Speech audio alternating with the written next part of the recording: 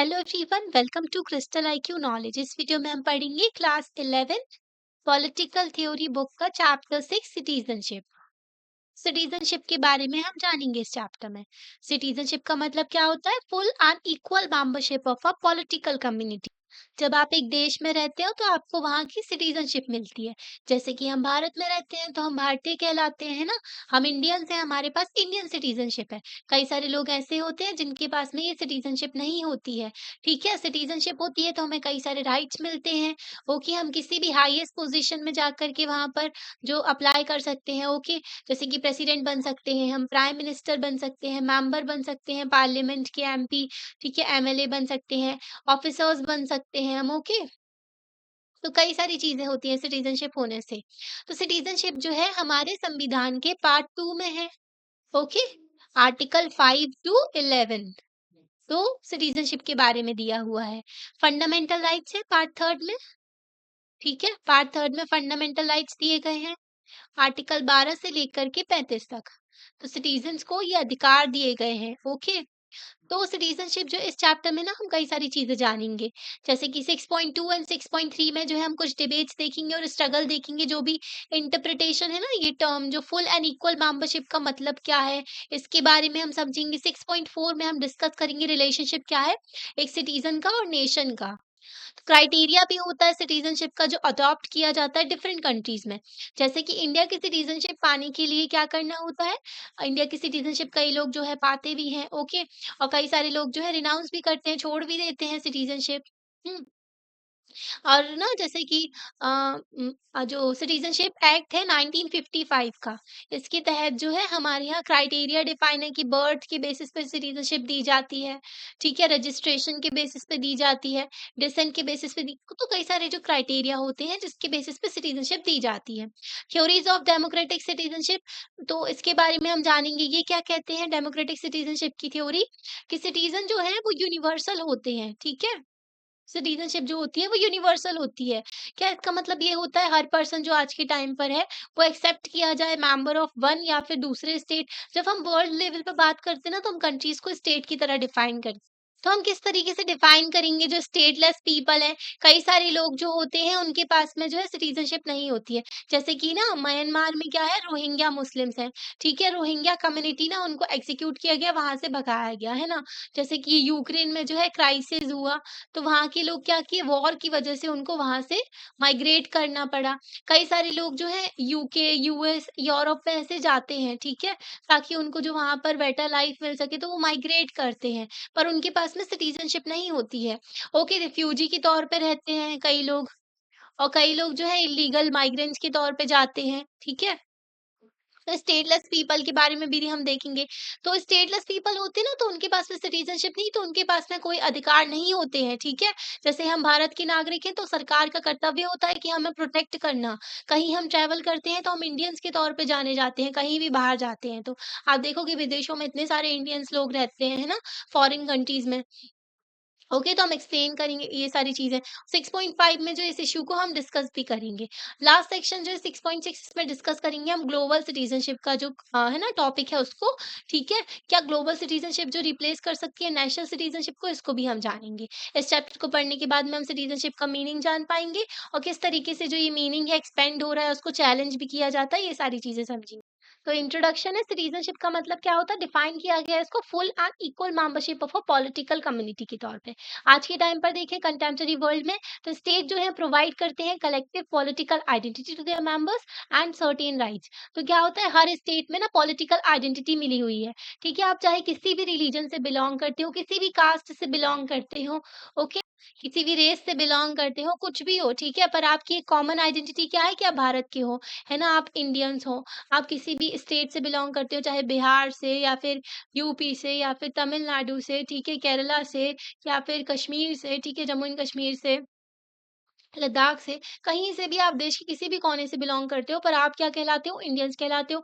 आपकी political identity है India के तौर पे, है ना? इंडियन के तौर पे, है ना? यहाँ पर देखो हमारा जो नेशनल फ्लैग के सामने जब हम इंडिपेंडेंस डे मनाते हैं ना, कोई भी धर्म का इंसान है, तो ये हमारा जो नेशनल फेस्टिवल है, मतलब कि जो हम सेलिब्रेट करते हैं। ओके, तो हमारी जो पॉलिटिकल आइडेंटिटी के साथ में हमें कुछ अधिकार भी दिए गए हैं।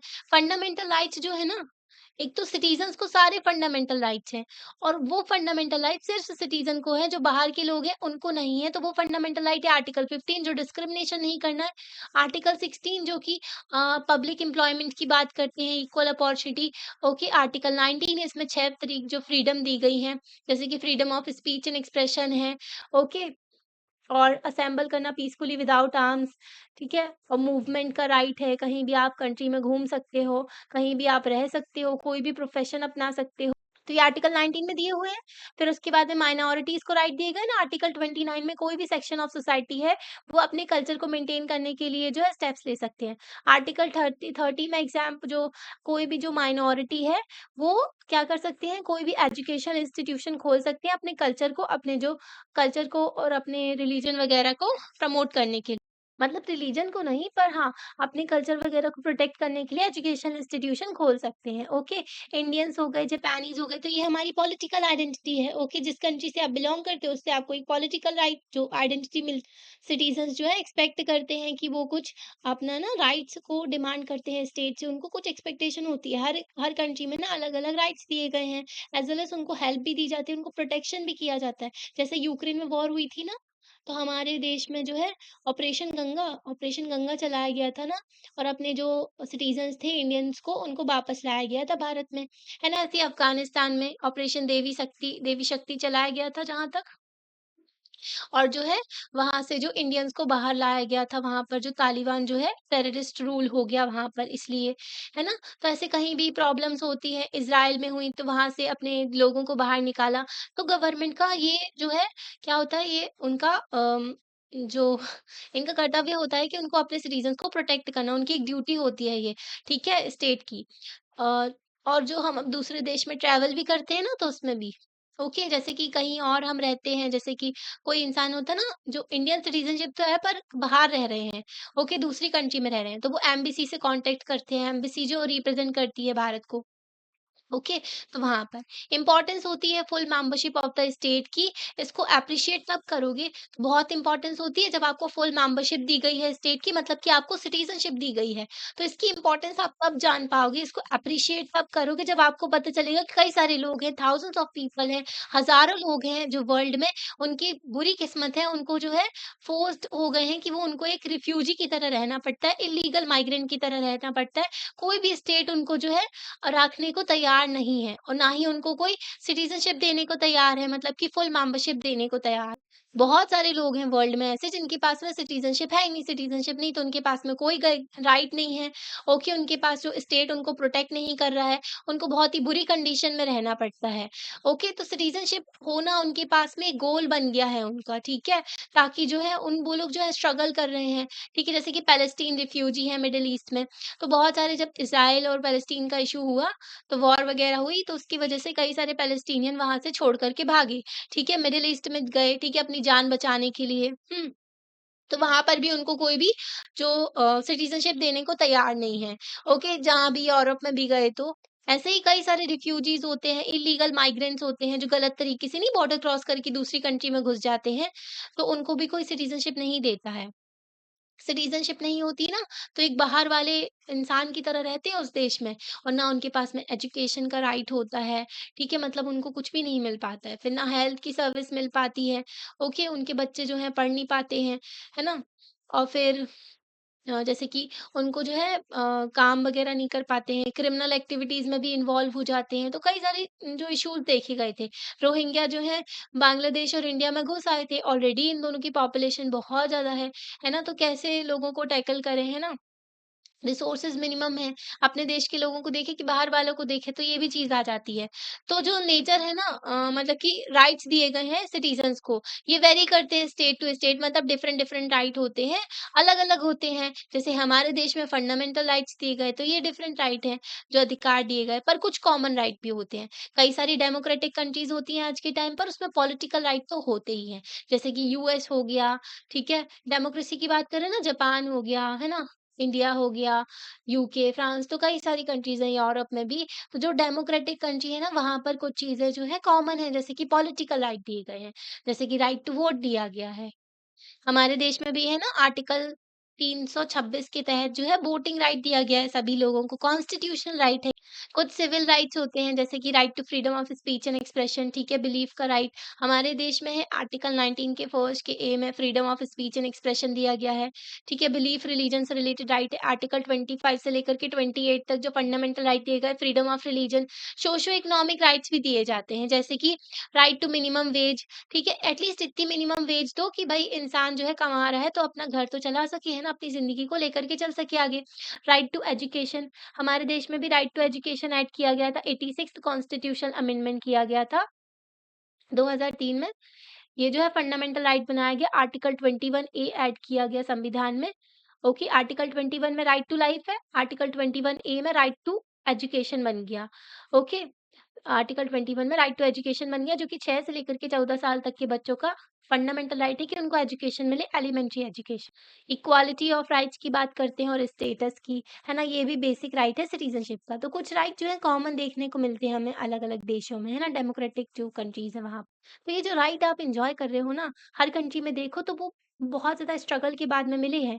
ब्रिटिशर्स जब हमारे देश में रूल किया करते थे तो लोगों के पास में अधिकार नहीं थे। किसी को भी वो अरेस्ट करके जेल में डाल दिया करते थे, किसी को भी freedom of speech and expression नहीं था। ओके, तो बहुत ही ज़्यादा अत्याचार किया करते थे, वो भेदभाव किया करते थे।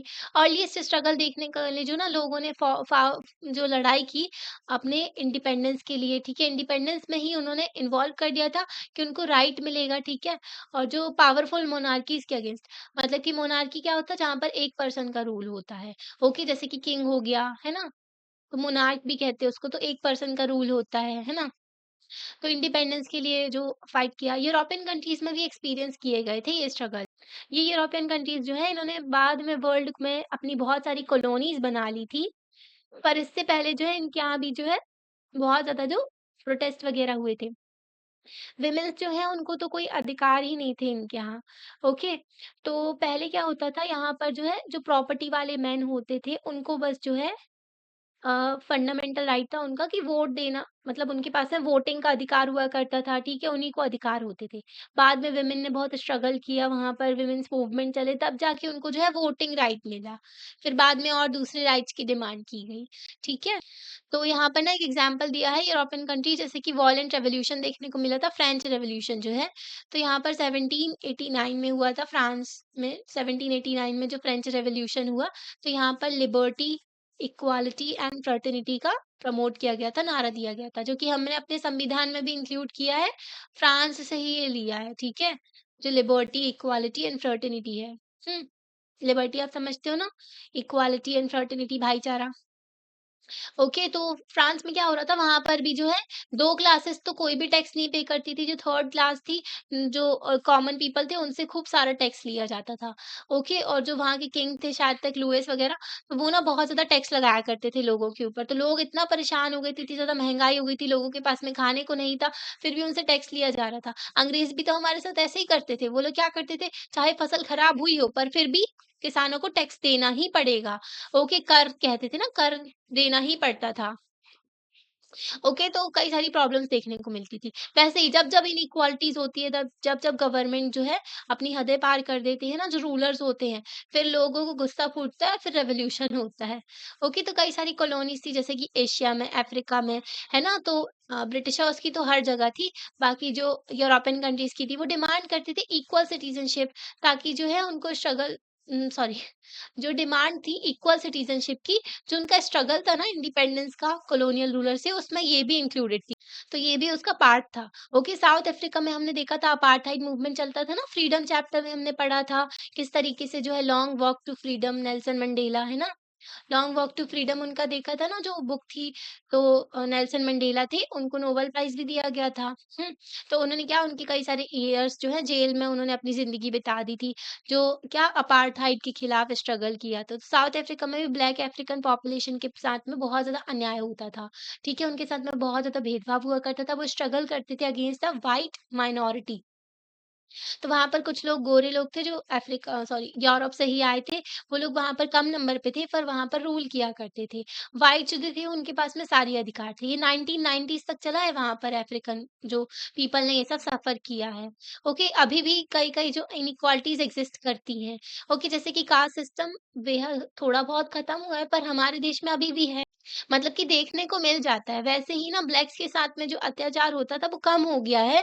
पर अभी भी जो है यूएस वगैरह में थोड़ी बहुत इनइक्वालिटीज़ देखने को मिलती हैं, है ना? तो व्हाइट माइनॉरिटी जो है वो रूल किया करते थे इनके ऊपर तो 1990s तक। तो स्ट्रगल था कि इनको भी फुल मेंबरशिप मिले मतलब कि इनको भी सिटीज़नशिप मिले, इनको भी इक्वल अधिकार मिले, ठीक है? तो कई सारे लोग जो है अभी भी स्ट्रगल कर रहे हैं कई सारे पार्ट्स में वर्ल्ड के ताकि उनको इक्वल राइट्स मिल सकें। ठीक है? आपने वुमेन्स मूवमेंट के बारे में पढ़ा होगा, दलित मूवमेंट भी हमारे देश में भी जो वुमेन्स मूवमेंट चले कई सारे जैसे कि वो बात की गई थी ना डोमेस्टिक वायलेंस के लिए कानून चाहिए था, डाउरी के अगेंस्ट चाहिए था, है ना? तो सारे के सारे मेल मेंबर बैठे हुए थे पार्लियामेंट में, उनको नहीं लग रहा था, है ना? कितनी ज़्यादा प्रॉब्लम फेस करती हैं, अगर वुमेन्स का पार्टिसिपेशन होता तो वो अपने इश्यूज़ को उठाते। इसलिए कहते हैं हर एक सेक्शन की रिप्रेजेंटेशन होना बहुत ज़रूरी होता है पार्लियामेंट में, है ना? तो वुमेन्स मूवमेंट भी कई सारे हुए, दलित मूवमेंट होते जैसे कि सेल्फ रिस्पेक्ट मूवमेंट चलाया था केरला में, ताकि जो है इनको भी इक्वल राइट्स मिले। हुँ, टेम्पल एंट्री मूवमेंट चलाया था बी आर अम्बेडकर ने, है ना? तो जो फादर ऑफ द कॉन्स्टिट्यूशन है ना, ताकि जो लोगों की टेम्पल में भी एंट्री नहीं करने देते थे लोगों को, ठीक है? बहुत ज़्यादा भेदभाव हुआ करता था। तो पर्पस ये था कि पब्लिक ओपिनियन को बदला जाए, है ना? अटेंशन लाई जाए किस इश्यू पे जो नीड्स है ना ताकि इन्फ्लुएंस कर सके गवर्नमेंट की पॉलिसी को और इक्वल राइट्स मिल सके एंड अपॉर्च्युनिटी पा सके मतलब कि गवर्नमेंट के कानों तक आवाज़ पहुँचानी है, ओके? कि भई हमारे भी अधिकारों को आप प्रोटेक्ट करो, इंक्लूसिव पॉलिसी लेकर के आओ, भेदभाव मत करो, है ना? यहाँ पर देखो क्या दिया हुआ है चिपको मूवमेंट का यहाँ पर बताया गया है। उत्तराखंड साइड पे, हिमाचल साइड पे वहाँ पर चिपको मूवमेंट चलाया गया था। क्या था बहुत सारे ट्रीज़ काटे जा रहे थे। ओके तो कई सारे लोगों ने जो ट्री को हग कर लिया था, गले लगा लिया था। ट्री ट्री को काटने नहीं देंगे उन्होंने बोला था। तो ये चिपको मूवमेंट का दिया है शायद, है ना? फिर 17th यहाँ पर देखो लेट्स थिंक दिया है तो आपको सोचना है 17th एंड 20th सेंचुरी में ना 17 से लेकर के 20th सेंचुरी तक व्हाइट पीपल जो है यूरोप में एस्टैब्लिश किया था उन्होंने अपना rule over the black peoples in South Africa. तो यूरोप के जो व्हाइट पीपल थे उन्होंने साउथ अफ्रीका के ब्लैक पीपल के ऊपर क्या किया था रूल कर रहे थे वो साउथ अफ्रीका में। तो उनकी पॉलिसी प्रैक्टिस किस तरीके की पॉलिसी हुआ करती थी उनकी साउथ अफ्रीका में 1994 तक तो वो बताया गया है। व्हाइट्स जो है उनके पास में राइट टू वोट था, वो इलेक्शन कब में खड़े हो सकते थे, वो इलेक्ट कर सकते थे गवर्नमेंट में, वो फ्री थे कि कोई भी प्रॉपर्टी परचेज़ कर सकते थे, वो किसी भी जगह में रह सकते थे देश में, ठीक है? पर ब्लैक्स के पास में ऐसा कोई भी अधिकार नहीं थे। उनकी सेपरेट कॉलोनीज़ हुआ करती थी व्हाइट्स के लिए एंड ब्लैक के लिए, ठीक है? अलग-अलग जगह हुआ करती थी उनकी रहने की, मतलब कि अलग-अलग एरिया बना हुआ है, इस एरिया में जो है ब्लैक नहीं आ सकते। तो ऐसी चीज़ें थी। ब्लैक जो है उनको पासेस लेने होते थे अगर वो व्हाइट नेबरहुड मतलब व्हाइट के एरिया में कहीं काम कर रहे हैं तो। वो अलाउ नहीं था उनके लिए कि वो जो है फैमिलीज़ रख सकें व्हाइट एरियाज़ में, ठीक है? मतलब कि ब्लैक्स के पास में कोई भी अधिकार नहीं था, उनको एकदम सेग्रीगेटेड रखा हुआ था। स्कूल्स, पार्क्स, ठीक है? हर चीज़ जो थी सेपरेट थी ब्लैक और व्हाइट की, ठीक है? कलर के बेसिस पे थी। मतलब कि व्हाइट के लिए सब कुछ अलग था, अच्छा था और बाकी जो दूसरे कलर के लोग थे उनके पास में कुछ भी नहीं था, ठीक है? तो यहाँ पर देखो क्या आपको लगता है कि ब्लैक्स जो है उनके पास में फुल एंड इक्वल मेंबरशिप थी साउथ अफ्रीका की? नहीं थी, है ना? उनके साथ में भेदभाव हो रहा था, ना तो उनके पास में वोट देने का अधिकार था, ना वो इलेक्शन में पार्टिसिपेट कर सकते थे, ना ही वो गवर्नमेंट में उनकी रिप्रेजेंटेशन थी, सेग्रीगेटेड एकदम पॉलिसीज़ थी गवर्नमेंट की, तो उनके पास में कोई भी फुल मेंबरशिप नहीं थी, है ना? सिटीज़न होने के साथ-साथ कई सारे अधिकार आते हैं, पर नहीं थे, है ना? तो यहाँ पर ना अबव डिस्क्रिप्शन है जो क्या बताता है आपको जो रिलेशनशिप है ना different groups in South Africa में। तो बहुत ही ज़्यादा डिस्क्रिमिनेशन था, इनइक्वालिटीज़ थी साउथ अफ्रीका में, है ना? जिसकी वज़ह से लोगों को जो है इक्वली डिग्निटी के साथ में वो नहीं रह रहे थे, है ना? यहाँ पर देखो जो सिटीज़नशिप होती है ना more than the relationship between state and there members. तो स्टेट और नेशन जो होता है ना इस नेशन और मेंबर्स का तो रिलेशनशिप होता ही है। सिटीज़न का और स्टेट का रिलेशनशिप होता ही है, पर इसके साथ-साथ सिटीज़न टू सिटीज़न रिलेशनशिप भी होता है। मतलब कि कुछ कर्तव्य होते हैं, कुछ ऑब्लिगेशंस होती हैं सिटीज़न की एक-दूसरे के प्रति भी और सोसाइटी के प्रति भी, है ना? तो आप एक समाज में रह रहे हो तो आपको एक सभ्य तरीके से रहना होता है ना? ये क्या हो गया? तो ये सिर्फ लीगल ऑब्लिगेशन नहीं होती है, इसके साथ-साथ मोरल ऑब्लिगेशन भी होती है कि पार्टिसिपेट करना, कंट्रीब्यूट करना एंड शेयर करना shared life of a community. तो सोसाइटी में रहते हैं, सब लोग साथ में रहते हैं, उनको पार्टिसिपेट भी करनी होती है चीज़ों में और कंट्रीब्यूट भी करना होता है। सिटीज़न्स जो होते हैं, उनको ना कंसीडर किया जाता है inheritors and trustee of the culture and national resources of the country. मतलब कि आपको अपने देश की रिसोर्सेज मिल रही हैं, ठीक है? जैसे पेरेंट्स की प्रॉपर्टी बच्चों को दी जाती है ना, वैसे ही इनहेरिट करना, तो उनको माना जाता है। ट्रस्टी है, उनको अपने देश के कल्चर की, रिसोर्सेज की ध्यान रखना है ना? रिसोर्सेज को इफेक्टिवली यूज़ करना है, एक्सप्लॉइट नहीं करना है। ओके, जैसे कि आपको वाटर रिसोर्सेज मिली हुई, तो आप उसको पॉल्यूट मत करो, ठीक है? उसका ढंग से यूज़ करो, जुडिशियस यूज़ करो। कई लोग हैं, उनके पास तो पानी भी नहीं होता है ना? वैसे ही जैसे और भी चीज़ें होती हैं, अपने कल्चर को प्रोटेक्ट करना। कई सारे देश में ना जैसे कि अफ़गानिस्तान में तो बुद्धा के स्टैच्यू थे, उनको उड़ा दिया गया था, है ना? मतलब कि जो ब्लास्ट कर दिया गया था, तो कल्चर का पार्ट होता है। जैसे इंडोनेशिया में देखो ना, तो वहाँ पर अभी भी रामायण वगैरह चलता है। तो वो अपने देश में रिलीजन उनका अलग है, पर वो कल्चर का पार्ट है, ओके? तो कल्चर अलग चीज़ होती है, ठीक है? विरासत में मिली हुई है हमको ये कल्चर, हमें नेचुरल रिसोर्सेज़ जो चीज़ें मिली हुई हैं, हमारे देश ने जो है, तो उन सबको इफेक्टिवली यूज़ करना। गुड वे एक अच्छा तरीका होता है समझने का पॉलिटिकल कॉन्सेप्ट को कि आप इस तरीके से देखें। तो एक तरीका होता है जो पॉलिटिकल कॉन्सेप्ट को जानने का कि आप उन लोगों से देखें, मतलब कि डेफिनेशन दी गई है सिटीज़नशिप की, ठीक है? पर कुछ लोग जो हैं उनको इंक्लूड ही नहीं किया गया सिटीज़नशिप में, ठीक है? तो उनकी नीड्स और एस्पायरेशन उससे फुलफिल नहीं हो रही हैं, ठीक है? तो वो लोग क्या करेंगे, इस कॉन्सेप्ट को, इस डेफिनेशन को चैलेंज करेंगे। तो इस तरीके से समझना होता है।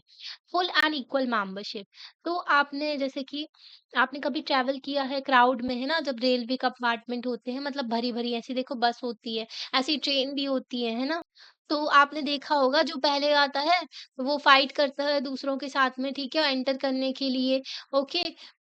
तो अंदर जाने के बाद बस के तो उनका एक ही काम हो जाता है इंटरेस्ट कि बाहर वाले को अंदर मत आने दो, है ना? तो दूसरों को बाहर रखो। तो उनका शेयर इंटरेस्ट, पहले तो वो एक-दूसरे से लड़ रहे थे बस के अंदर जाने के लिए।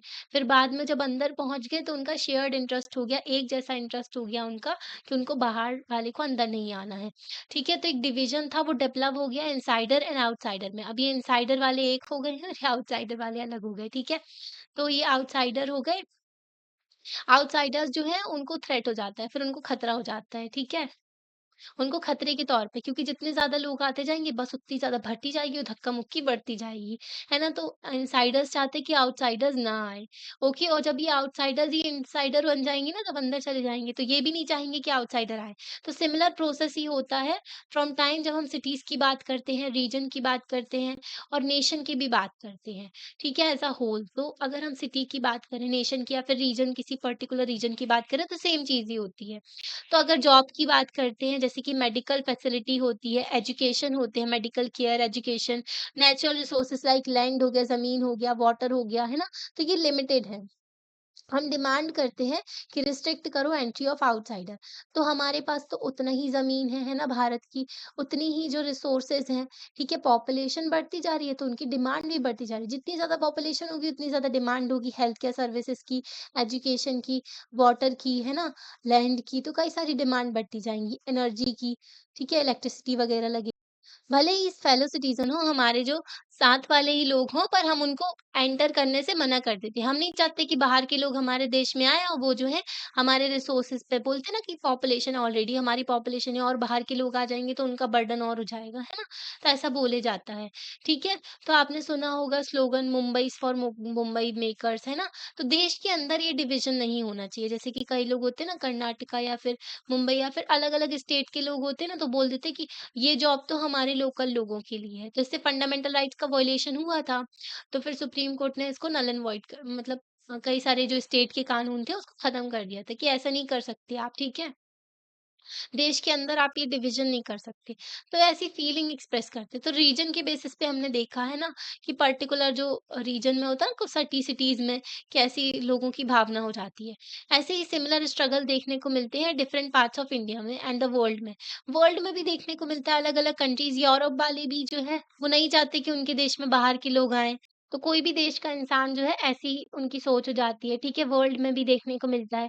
तो क्वेश्चन आता है सामने कि क्या है भाई फुल एंड इक्वल मेंबरशिप, इसका मीनिंग क्या है, ठीक है? तो क्या इसका मतलब ये है कि सिटीज़न जो एन्जॉय करें सारे के सारे equal rights and opportunities wherever in the country they may और डिसाइड टू लिव और स्टडी और वर्क। मतलब कि वो कहीं भी रह रहे हो देश में, उनके पास में क्या वो कहीं भी रह रहे हो, कहीं भी पढ़ रहे हो, कहीं पर काम कर रहे हो, पर उन वो जो है सारे के सारे राइट्स एंड अपॉर्च्युनिटीज़ को एन्जॉय करें। क्या इसका मतलब ये होता है कि सारे के सारे सिटीज़न चाहे वो अमीर हो, चाहे गरीब हो, वो एन्जॉय करें बेसिक राइट्स एंड फैसिलिटी? हुँ, उनको बेसिक राइट्स मिले और फैसिलिटी मिले, तो ये भी क्वेश्चन आता है, क्या इसका मतलब ये होता है? तो फुल एंड इक्वल मेंबरशिप का मतलब क्या होता है? इस सेक्शन में जो हम एक्सप्लोर करेंगे मीनिंग ऑफ सिटीज़नशिप, फोकस करेंगे फर्स्ट ऑफ दीज़ क्वेश्चन। तो इन क्वेश्चंस पे हम देखते हैं। वन ऑफ द राइट्स जो राइट गारंटी किया जाता है, हम एक सिटीजन है, हम नागरिक हैं देश के। ओके, तो हमको अपने देश में जो है राइट्स दिए जाते हैं। ठीक है, कई सारे राइट दिए जाते हैं, जैसे कि फ्रीडम ऑफ मूवमेंट। हमें फ्रीडम ऑफ मूवमेंट दिया गया, हम किसी भी स्टेट में जाकर के रह सकते हैं, मूव कर सकते हैं, वहां पर है ना, घूम सकते हैं। तो ये राइट ना बहुत ही इंपॉर्टेंट होता है वर्कर के लिए। माइग्रेंट वर्कर आपने सुना होगा ना, तो कई सारे स्टेट के जो वर्कर हैं वो दूसरे स्टेट में जाते हैं काम करने के लिए, है ना। नॉर्थ के स्टेट के वर्कर साउथ में भी जाते हैं काम करने के लिए। तो लेबर्स जो होते हैं माइग्रेट करते हैं जॉब के लिए, ठीक है, काम के लिए, ताकि जब अपॉर्च्युनिटी मिलती है ना उनको, अगर उनके घर के पास में अपॉर्च्युनिटी नहीं होती है, उनको काम नहीं मिलता, तो वो दूसरे स्टेट में भी जाते हैं काम की तलाश में। कई लोग जो हैं दूसरी कंट्री में भी चले जाते हैं जॉब के लिए, है ना? कई सारी जो बड़ी-बड़ी कंपनीज़ में भी आपने देखा होगा इंडियंस हेड बने बैठे हुए हैं, ठीक है? पहले वो जॉब करते थे, फिर वो हेड बन गए, है ना? तो कई सारे देखने को मिलता है, दूसरी कंट्री में भी ट्रैवल कर जाते हैं, दूसरे देश में चले जाते हैं। मार्केट्स होता है स्किल पीपल के लिए, ठीक है? और अनस्किल्ड वर्कर जो होते हैं वो डेवलप्ड होते हैं डिफरेंट पार्ट्स हमारी कंट्री में, मतलब कि मार्केट बने हुए हैं अलग-अलग, स्किल्ड पीपल के लिए और अनस्किल्ड पीपल के लिए। मतलब स्किल्ड पीपल जैसे कि आईटी प्रोफेशनल्स हो गए, तो उनका अलग है भई, है ना? और जो अनस्किल्ड पीपल हो गए, जैसे कि लेबर वगैरह का काम होता है ना, अनस्किल्ड मैनुअल वर्क भी कहते हैं उसको, तो वो हो गए। फॉर इंस्टेंस यहाँ पर देखो एग्जांपल दिया, आईटी वर्कर्स जो हैं, वो बैंगलोर में देखती है, आईटी हब कहते हैं ना बैंगलोर को, तो वो लोग जो है बैंगलोर में जाते हैं, है ना? और जो नर्सेज़ होती हैं केरला की, वो दूसरी कंट्री में, मतलब दूसरे सॉरी, अपने पूरे देश में देखने को मिल जाती है। और केरला की बहुत सारे नर्सेस जो हैं मिडिल ईस्ट रीजन में भी जाते हैं काम करने के लिए। ओके, मिडिल ईस्ट आपको पता है ना, साउथ अफ्रीका नहीं, सऊदी अरेबिया, यमन, ओमान, तो ये सब कंट्रीज आती हैं, यूएई। ठीक है, जैसे कि बिल्डिंग इंडस्ट्री है, ओके, बहुत ज़्यादा बढ़ रही है ना? पॉपुलेशन बढ़ रही है, तो भई बिल्डिंग की भी ज़रूरत पड़ रही है। बड़ी-बड़ी सिटीज़ में देखो ना, इतने सारे फ्लैट्स बनाए जाते हैं बिल्डिंग में, है ना? तो वर्कर्स की डिमांड होती है काम करने के लिए। Different parts of the country से ना वर्कर जाते हैं, तो इसलिए इंफ्रास्ट्रक्चर प्रोजेक्ट होते हैं, जैसे कि रोड्स बनाई जा रही हैं, तो वहाँ पर वर्कर की ज़रूरत है, तो लोग ट्रैवल करते हैं अलग-अलग जगह में। आपने देखा होगा वर्कर्स जो हैं डिफरेंट रीजन के आपके आस-पास भी होम, आपके घर के पास भी, और स्कूल में कभी आपके घर में काम वगैरह हुआ होगा, मतलब कि रिनोवेशन या फिर कुछ भी बनवाया होगा, या फिर आस-पास आपने कहीं देखा होगा, स्कूल में देखा होगा, है ना? तो अलग-अलग वर्कर्स आते हैं काम करने के लिए, है ना? तो कुछ लोग जो होते हैं मतलब हाउएवर, तो ना लोग थोड़ा ना रेजिस्टेंस भी क्रिएट करते हैं कि बाहर के लोग आकर के हमारी जॉब ले रहे हैं, है ना? ओके, मतलब कि आउटसाइड एरिया के बाहर के लोग आकर के जॉब करने को तैयार हो जाते हैं कम वेजेस में, क्योंकि ना परिवार को पालने के लिए लोग ना, मतलब कम पैसों में भी काम करने को तैयार हो जाते हैं, इतनी ज़्यादा अनएम्प्लॉयमेंट है हमारे देश में। तो डिमांड जो है चीप लेबर बहुत ज़्यादा है हमारे देश में, ठीक है? तो इस डिमांड की वज़ह से डेवलप हो जाता है रिस्ट्रिक्ट सर्टेन जॉब्स जो हैं इसी स्टेट को बिलॉन्ग करती हैं, और लोकल लैंग्वेज वालों के लिए बस। मतलब कि लोग डिमांड करते हैं कि जॉब्स में रिजर्वेशन दे दो, ये जॉब जो है पर्टिकुलर स्टेट के जो लोकल लोग हैं, जो लोकल लैंग्वेज बोलते हैं, उन्हीं को दी जाए। तो पॉलिटिकल पार्टी ना इसको मुद्दा बना लेती हैं और वोट के लिए वो ये काम भी करती हैं। झारखंड में, हरियाणा में ये सब इश्यू देखे गए थे। उन्होंने क्या किया था, लोकल जो लोगों के लिए जॉब में रिजर्वेशन कर दिया था। जो माइग्रेंट्स थे, बाहर से आते थे जॉब के लिए, तो ये जो है स्किल्ड वर्क की बात की जा रही कंपनीज़ वगैरह में, ठीक है? तो इससे क्या हो रहा था, बहुत ज़्यादा प्रॉब्लम क्रिएट हुई। कंपनी जो है वो टैलेंट के बेसिस पे जॉब देंगी ना, उनको तो प्रॉफिट चाहिए, ऐसे ही थोड़ी ना किसी को भी रख लेंगी, ठीक है? तो रिज़र्वेशन का इश्यू तो सुप्रीम कोर्ट में केस भी गया था ये, तो उन्होंने बोला कि फंडामेंटल राइट्स का वॉयलेशन हो रहा है यहाँ पर, ठीक है? आर्टिकल 14 का right to equality before law की बात की गई थी, है ना? तो आर्टिकल 15 का डिस्क्रिमिनेशन नहीं करना, आर्टिकल 16 का, है ना? 19 में मूवमेंट का, प्रोफेशन का, तो कई सारे राइट्स का वॉयलेशन डिस्क्रिमिनेशन हो रहा है। तो ये जो रेजिस्टेंस है ना, लोगों की जो नफरत हो जाती है, जो इतना जो वो मतलब कि मना करने लगते हैं कि बाहर के लोग हमारे यहाँ ना आए, तो ये क्या ऑर्गेनाइज वायलेंस हो जाता है अगेंस्ट आउटसाइडर। मतलब कि बाहर के लोग आ रहे हैं, अरे अपने देश के ही तो हैं लोग, पता नहीं ऐसा क्यों बाहर के लोग करने लगते हैं, स्टेट में भी पर्टिकुलर। तो बाहर के लोग के नाम पर फिर वायलेंस भी हो जाता है। हर रीजन जो है इंडिया में, उसने कुछ ना कुछ ऐसा मूवमेंट देखा है, ठीक है। तो क्या ये मूवमेंट जस्टिफाइज है? मतलब कि इनको जस्टिफाई कह सकते हो आप, इनको सही कह सकते हो क्या? नहीं है, है ना? तो क्या होता है कि हम सभी लोग गुस्सा हो जाते हैं, हम सभी लोग नाराज़ हो जाते हैं, अगर जो मतलब एकजुट भी हो जाते हैं हम सब लोग, गुस्सा भी दिखाते हैं अगर किसी इंडियन वर्कर्स को है दूसरी कंट्री में गलत तरीके से ट्रीट किया गया हो वहाँ की लोकल पॉपुलेशन ने। जैसे कि ना हमारे बहुत सारे वर्कर्स जो हैं, माइग्रेंट वर्कर्स होते हैं, वो मिडल ईस्ट में काम करने के लिए जाते हैं, है ना? तो वहाँ पर क्या होता है, क्या कफ़ाला सिस्टम होता है वहाँ पर, उनके साथ में एक्सप्लॉइटेशन भी हो जाता है इंडियन वर्कर्स के साथ में। सब लोग साथ में आ जाते हैं, ऐसा नहीं होना चाहिए, है ना? ऐसे ही मतलब कि सभी लोग साथ में आ जाते हैं अगर हमारे देश की बात आती है तो। वैसे नहीं, मालदीव्स ने उल्टा-सीधा बका था, है ना? हमारे यहाँ जो लक्षद्वीप के लिए और इंडियंस के लिए, तो लोगों ने वहाँ टूरिज़्म वहाँ पे बहुत ज़्यादा डाउन हो गया था, मालदीव्स जाना बंद कर दिया था लोगों ने, है ना? तो ये दिखाता है कि हम अपने एकजुट हो सकते हैं हमारे देश में अगर कोई भी इश्यू आता है तो। कई सारे कुछ लोग ये भी फ़ील करते हैं कि जो स्किल्ड और एजुकेटेड वर्कर होते हैं, जिनके पास में स्किल होती है, पढ़े-लिखे लोग होते हैं, तो वो माइग्रेट कर सकते हैं वर्क के लिए, काम के लिए दूसरे देश में, दूसरी जगह में, है ना? स्टेट जो है प्राउड भी होते हैं अगर एबिलिटी की, मतलब कि स्टेट्स प्राउड भी फ़ील करते हैं कि हमारी एबिलिटी है कि हम अट्रैक्ट कर पा रहे हैं वर्कर्स को। जैसे महाराष्ट्र में बहुत सारे लोग काम करने के लिए जाते हैं, ठीक है? तमिलनाडु वगैरह, साउथ में भी बहुत सारे लोग काम करने के लिए जाते हैं। पर जॉब जो है थोड़ी कम होती है ना, तो लोकल रेसिडेंट जो होते हैं, वो क्या होते हैं, वो नाराज़गी दिखाने लगते हैं, कॉम्पिटिशन फ्रॉम आउटसाइडर। कहते हैं बाहर के लोग आ गए काम करने के लिए, हमारी जॉब छिन रही है, ये सब बकवास बातें होने लगती हैं। देश में पर्टिकुलर ऐसा नहीं होना चाहिए, है ना? तो क्या right to freedom of movement जो है इंक्लूड राइट टू वर्क, जो किसी भी पार्ट ऑफ द कंट्री, है ना? तो हमारे देश में तो right to freedom of movement दिया गया है, मूवमेंट का अधिकार है हमें, है ना? रेसिडेंट्स का भी अधिकार है कि हम किसी भी जगह में रह सकते हैं अपने देश में, है ना? रेसिडेंट का भी अधिकार होता है, प्रोफेशन का भी अधिकार है, तो इसमें ये सब इंक्लूडेड है। डीपीएसपी है, directive principles of state policy, article जो पार्ट 4 में दिया गया है, आर्टिकल जो 36 से लेकर के 51 तक। तो इसमें जो है आर्टिकल 41 में जो है राइट टू वर्क की बात की गई है, ठीक है? मतलब स्टेट को ऐसी पॉलिसीज़ लेकर के चलनी है कि लोगों को काम वगैरह मिले, है ना? तो इसमें ये भी इंक्लूडेड है, right to freedom of movement में राइट टू वर्क भी इंक्लूडेड है, ठीक है? दूसरा फैक्टर आता है कि क्या जो कंसीडर करना चाहिए हमें, कई सारे ना मतलब डिफरेंस हो जाता है हमारे रिस्पॉन्स में कि poor migrants and skilled migrants में। मतलब कि लोग ना अलग-अलग तरीके से ट्रीट कर रहे हैं। एक है गरीब इंसान है, वो लेबर वगैरह, और पुअर माइग्रेंट है, वो भई काम करने के लिए आया जॉब की तलाश में। एक जो है बहुत ही ज़्यादा स्किल्ड माइग्रेंट है ना? वो कोई कंपनी वगैरह में काम करने के लिए आया, है ना? तो कुछ लोग ना वेलकम ना नहीं करते हैं पुअर माइग्रेंट को, मतलब उनका बिहेवियर अच्छा नहीं होता। आप देखोगे ना गरीब लोगों के साथ में लोग गलत तरीके से व्यवहार ही करते हैं, है ना? तो पुअर माइग्रेंट जो होते हैं, जो दूसरे एरिया से आते हैं, और स्किल्ड जो होते हैं लोग, एफिलेंट वर्कर्स होते हैं, उनके तरफ जो है अलग तरीके का रवैया होता है लोगों का, है ना? तो वैसे ही ना क्वेश्चन आता है सामने एक, क्या पुअर जो अनस्किल्ड वर्कर होता है, उसको सेम राइट नहीं है, राइट टू लिव, है ना? उसका भी तो फंडामेंटल राइट है आर्टिकल 21 में, और काम करने का और रहने का किसी भी पार्ट ऑफ द कंट्री में, जैसे कि एक स्किल्ड वर्कर का होता है ना? है तो वर्कर ही, वो भी इंसान है ना? चाहे वो गरीब हो, अनस्किल्ड है, पर उसका भी तो अधिकार है कि वो किसी भी जगह में रह सके अपने देश में और काम करने के लिए जा सके। तो कई सारे इश्यूज़ आते हैं जो डिबेट किए जाते हैं हमारे देश में regarding full and equal membership for all the citizens of the country, है ना? तो इसका डिबेट किया जाता है इस पे।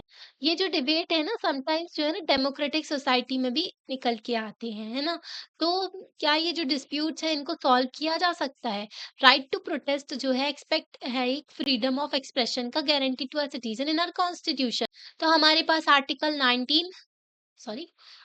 19 के फर्स्ट के बी में दिया गया है राइट टू प्रोटेस्ट, मतलब peacefully assemble without the arms, है ना? तो हमारे 19 में ये दिया हुआ है आर्टिकल। ठीक है, आपको राइट टू प्रोटेस्ट दिया है, पर इसका मतलब ये नहीं है आप किसी की फ्रीडम को जो हार्म पहुंचाओ, है ना? सॉरी, फ्रीडम ऑफ एक्सप्रेशन का ही ये जो आर्टिकल 19 के फर्स्ट में स्पीच एंड एक्सप्रेशन दिया गया है, तो आपको प्रोटेस्ट का भी अधिकार है। पर प्रोटेस्ट का मतलब ये नहीं कि आप हार्म पहुँचाओ life and property of the other people. कई बार होता है ना, प्रोटेस्ट वॉयलेंस हो जाता है, प्रोटेस्ट वॉयलेंट हो जाता है। उसमें जैसे कि कोई ना गवर्नमेंट की व्हीकल वगैरह जला देते हैं, जो गाड़ियाँ खड़ी रहती हैं, या फिर बहुत ही ज़्यादा वॉयलेंट हो जाती हैं चीज़ें, प्रॉपर्टी को नुकसान पहुँचाने लगती हैं, किसी की ज़िंदगी भी चली जाती है इसमें, तो ऐसा नहीं होना चाहिए। वॉयलेंट प्रोटेस्ट हमारे यहाँ अलाउड नहीं है। ओके, हमारे देश में प्रोटेस्ट आप पीसफुली कर सकते हो कहीं पर बैठ कर के, आप किसी का फ्रीडम ऑफ मूवमेंट भी हार्म नहीं कर सकते।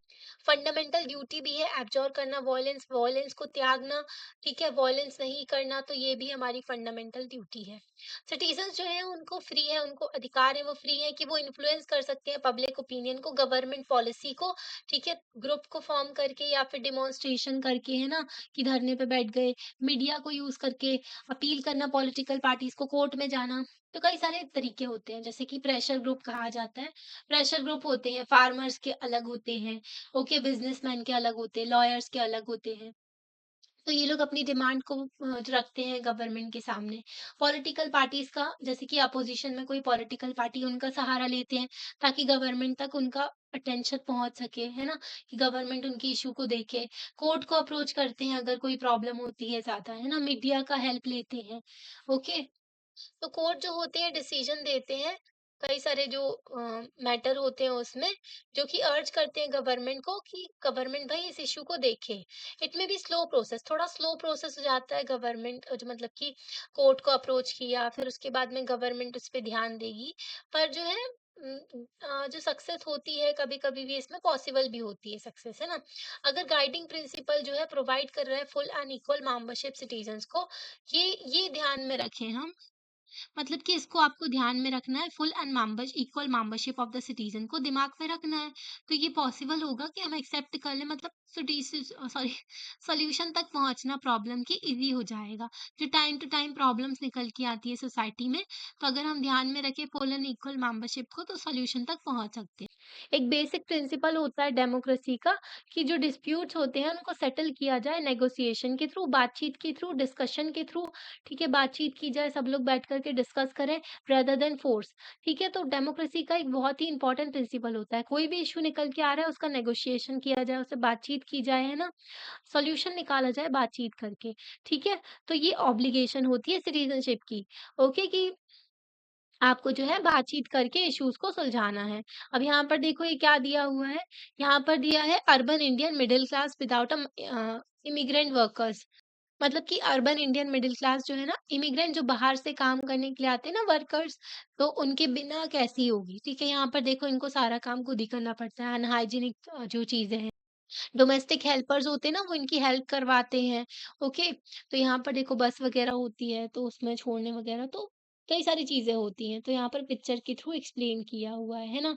तो कार वॉश वगैरह, तो कई सारे काम करते हैं वर्कर्स, है ना? तो डोमेस्टिक हेल्पर्स भी होते हैं, ओके? इतना समझ गए? अब यहाँ पर मार्टिन लूथर का भी दिया हुआ था ना?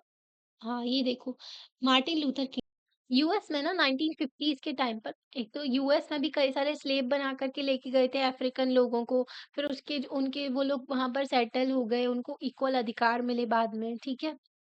मतलब कि वो लोग वहीं पे सेटल हो गए, तो उनके साथ में भी भेदभाव हो रहा था बहुत ज़्यादा, उनके जो आगे जो उनकी जनरेशन रही उनके साथ भी, ठीक है? तो सिविल राइट्स मूवमेंट वहाँ पर चलाया गया इनके द्वारा अगेंस्ट इनइक्वालिटीज़, जो भेदभाव था सोसाइटी में एग्ज़िस्ट कर रहा था ब्लैक एंड व्हाइट पॉपुलेशन के बीच में, जो southern states of US, US के साउथ के स्टेट थे, वहाँ पर ये जो भेदभाव हुआ करता था। वहाँ पर भी ना क्या होता था, ये इनइक्वालिटीज़ को मेंटेन किया हुआ था उन्होंने। कैसे मेंटेन किया हुआ था? सेट ऑफ लॉज़, कानून के थ्रू। कानून में ही भेदभाव था पहले तो। सेग्रीगेशन वाले कानून थे, ठीक है? ब्लैक पीपल थे, उनको कोई भी सिविल एंड पॉलिटिकल राइट नहीं था, ठीक है? लॉज़ क्रिएट किए जाते थे, सेपरेट एरिया हुआ करता था कलर के बेसिस पे। मतलब कि व्हाइट पीपल जो है सिविक एमेनिटीज़ उनको सभी मिलती थी, ओके? जैसे कि मतलब कि कलर्ड उनको बोला गया, ब्लैक और दूसरे कलर के लोग जो थे और व्हाइट कलर के, तो इनके लिए अलग-अलग चीज़ें हुआ करती थी, सिविक एमेनिटीज़, रेलवे, जैसे कि civic amenities, Railways, buses, theatres, housing, hotel, restaurant, वही अपार्थाइड वाला सिस्टम यहाँ भी चला करता था, भेदभाव हुआ करता था। मार्टिन लूथर किंग जो जूनियर थे, वो एक ब्लैक लीडर थे, मूवमेंट इन्होंने चलाया अगेंस्ट इस जो सेग्रेट सब सब सॉरी सेग्रीगेट करने वाले कानून के अगेंस्ट में। तो किंग ने कई सारी आर्ग्यूमेंट्स दी, जो प्रिवेल कर रही थी लॉज़ में ऑफ सेग्रीगेशन। तो इन्होंने कई सारी वो लॉज़ के अगेंस्ट बोला, जो भी भेदभाव हो रहा था उस कानून के थ्रू। फर्स्ट तो ना, जो सेल्फ वर्थ की बात की गई एंड डिग्निटी की, हर एक इंसान जो है उसकी डिग्निटी होती है वर्ल्ड में, है ना? इक्वल होता है रिगार्डलेस ऑफ वन्स कलर, मतलब हर एक इंसान जो है इक्वल है रिगार्डलेस ऑफ उसका कलर क्या है, ठीक है? कोई भी रेस से वो बिलॉन्ग कर रहा हो, पर वो इक्वल होता है, उसकी डिग्निटी होती है। सेकंड चीज़ बोली किंग ने कि सेग्रीगेशन जो है ना एक सोशल लेप्रोसी की तरह है। लेप्रोसी एक बीमारी होती है जिसमें स्किन पूरी खराब हो जाती है, ठीक है? तो लेप्रोसी एक बीमारी की तरह है, जैसे कि बॉडी पॉलिटिक्स। तो सोशल लेप्रोसी मतलब सेग्रीगेशन एक सोशल लेप्रोसी है जो कि बॉडी पॉलिटिक पे है। और ना वो क्या करते हैं, डीप साइकोलॉजिकल जो बाउंड छोड़ देते हैं, मतलब लोगों के दिमाग में इतनी गहरी छाप छोड़ देते हैं जो सफर करते हैं इन लॉज में। मतलब आपके साथ अगर भेदभाव हो तो कितना बुरा फील होता है, आप समझ सकते हो, है ना? मतलब लड़कियाँ तो समझ नहीं सकती हैं, है ना? उनके साथ में जेंडर इनइक्वालिटी वगैरह देखने को मिलता है, ठीक है? ये नहीं कर सकती, वो नहीं कर सकती, ये सब सुनने को मिलता है। लड़कों के साथ भी होता है कि तुम्हें ये करना है, उनको प्रेशर दिया जाता है। ओके, तो जिसके साथ में भेदभाव हो रहा था ना, वो समझ सकता है इन सब प्रॉब्लम्स को। ओके, तो हमें किसी को भी इल ट्रीट नहीं करना चाहिए, सभी की रिस्पेक्ट करनी चाहिए। किंग आर्ग्यू करते हैं कि जो प्रैक्टिस है ना सेग्रीगेशन की, वो डिमिनिश करते हैं क्वालिटी ऑफ लाइफ को for the white community also. मतलब कि अगर आप ये भेदभाव कर रहे हो ना, तो सिर्फ ब्लैक जो है उनकी लाइफ खराब नहीं हो रही है, व्हाइट्स जो है उनकी भी लाइफ खराब होती है। ओके, तो इसको एग्जाम्पल के थ्रू उन्होंने समझाया। अगर व्हाइट कम्युनिटी जो है, तो व्हाइट कम्युनिटी ने क्या किया, अलाउ नहीं किया ब्लैक पीपल को एंटर करने में कुछ कम्युनिटी पार्क्स में, ठीक है? तो कोर्ट ने क्या किया, वो पार्क्स को क्लोज करवा दिया था, ठीक है? तो सिमिलरली कुछ बेसबॉल जो टीम है, उन्होंने उनको डिसबैंड कर दिया गया, बेसबॉल टीम को ही मतलब कि डिसबैंड कर दिया अथॉरिटीज ने, क्योंकि जो है वो एक्सेप्ट नहीं कर रहे थे ब्लैक प्लेयर्स को। मतलब इनकी टीम ही खराब हो गई, है ना? वो लोग एक्सेप्ट ही नहीं कर रहे थे, चाहे वो ब्लैक हो पर उनमें टैलेंट तो है। ओके, कलर के बेसिस पे आप किसी को कैसे जज कर सकते हो? तो ये एक्सेप्ट नहीं कर रहे थे, तो इनकी टीम ही खत्म हो गई, ठीक है? कोर्ट ने पार्क ही बंद करवा दिया इनका। थर्ड चीज़, सेग्रीगेशन जो लॉज़ हैं, जो अलग-थलग करते हैं ना लोगों को, तो ये एक आर्टिफिशियल बाउंड्रीज़ क्रिएट कर देते हैं लोगों के बीच में। और लोग जो है फ्री नहीं हो, मतलब कि लोग जो है कोऑपरेट नहीं कर सकते एक-दूसरे के साथ में। ओके, जब सब लोग साथ में रहते हैं, भेदभाव नहीं होता है, लोग अच्छे से रहते हैं, तो पूरी सोसाइटी का बेनिफिट होता है और कंट्री का बेनिफिट होता है फिर, है ना? तो इसी रीज़न की वजह से इन्होंने ये सारे रीज़न्स दिए, ठीक है? किंग ने आर्ग्यू किया कि ये जो लॉज़ हैं, ये कानून है जो सेग्रीगेट करते, लोगों में भेदभाव करते हैं, इन कानून को ख़त्म कर दीजिए, ठीक है? और उन्होंने बोला कि peaceful and non violent resistance की बात की अगेंस्ट द सेग्रीगेशन लॉज़, ठीक है?